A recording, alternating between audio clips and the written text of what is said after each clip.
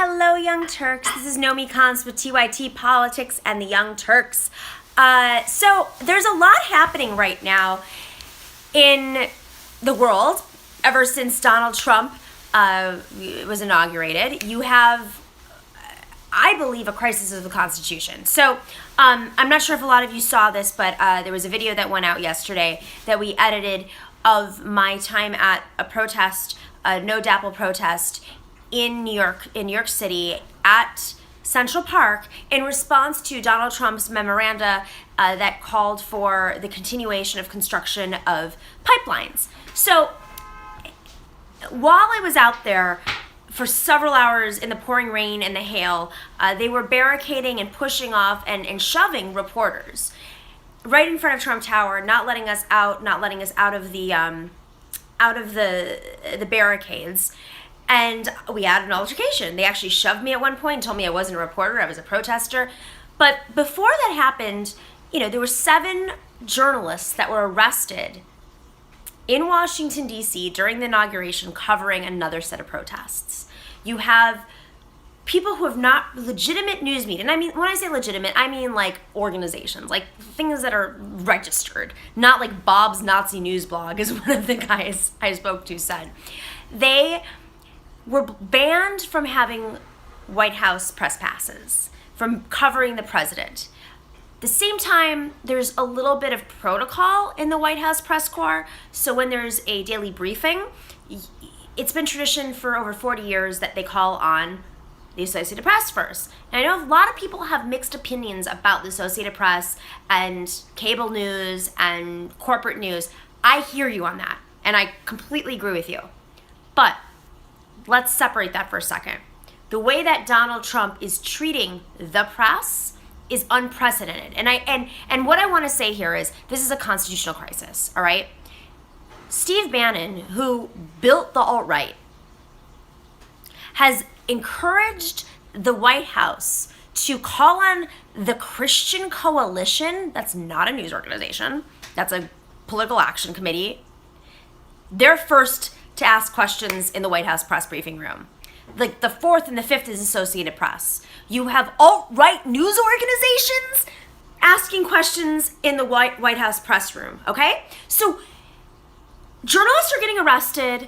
They're saying who can ask questions in the White House press room. They're attacking journalists. They're shoving journalists, not allowing to cover. There are Facebook pages that are being shut down right now by journalists because alt-right organizers who've been on Reddit decide to flag these journalists over and over that they have to suspend their accounts. They are in full operation fascism. This is fascism mode. Okay, so with all this being said, I personally can't take this. And I know a lot of journalists out there are like, well, we can't get political. Our news editors say we can't protest. Sure, you can't protest, but you know what you can do? You can do things on your own terms. So we've launched something today, a group of journalists. We have about 20 journalists that have come together, and we're gonna announce all the details in the next couple of days as we get the press passes and the logistics settled.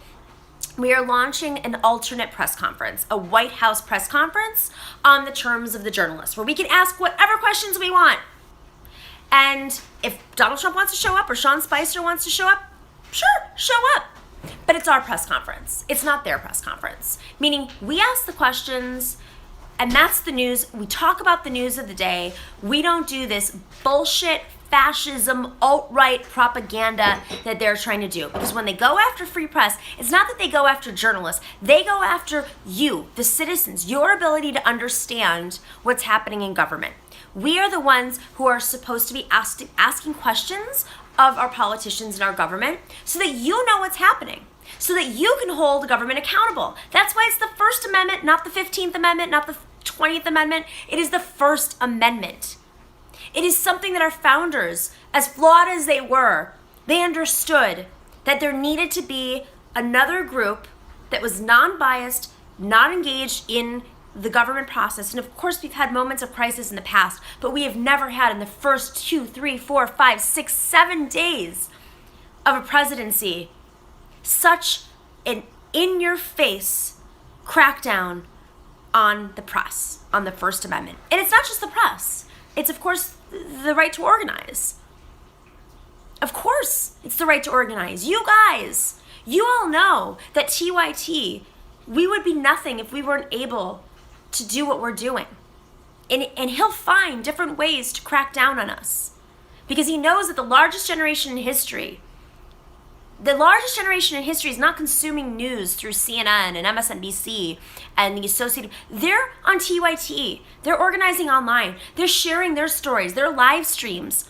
They're there at the scene and sharing it directly with their communities. And he's going to find a way to crack down on you guys. And we're not going to let that happen. And so in the next week or so, we are going to host this alternate press conference to shed light on this. And we're going to encourage all of you guys to come out there and support us so that we can march for a free press. We can march for the First Amendment. This is what it's about. The hashtag is Free the Press. We have a GoFundMe up there right now just to cover logistics. Just to cover like the cost of the tent and the mics and all that stuff. And if we have any money left over, we're giving it to the Committee to Protect Journalists because they are providing legal service to those 7 journalists right now who have been arrested and charged with felonies for rioting. These are journalists at news organizations. They have been charged with rioting because they were there covering on the front lines what was happening because you guys need to know what's happening. And if they start to shut down anybody they're covering or shutting down the internet or Wi-Fi, I mean, that's what they did in Syria. That's what they did in Iran. That's what they did in Libya. We all saw this before, but now it's our country. And so I encourage you to support us. If you are a journalist, show up in DC and cover this press conference, whether it's asking questions or just covering the event. If you're a citizen, I encourage you to come out and march with us for the freedom of the press.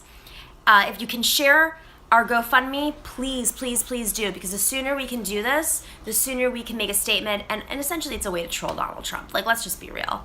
I mean, we're standing for free press, we're asking questions, but we're having all types of journalists there.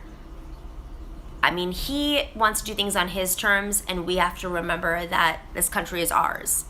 And so when you shut down the press, that's a constitutional crisis. I love you all.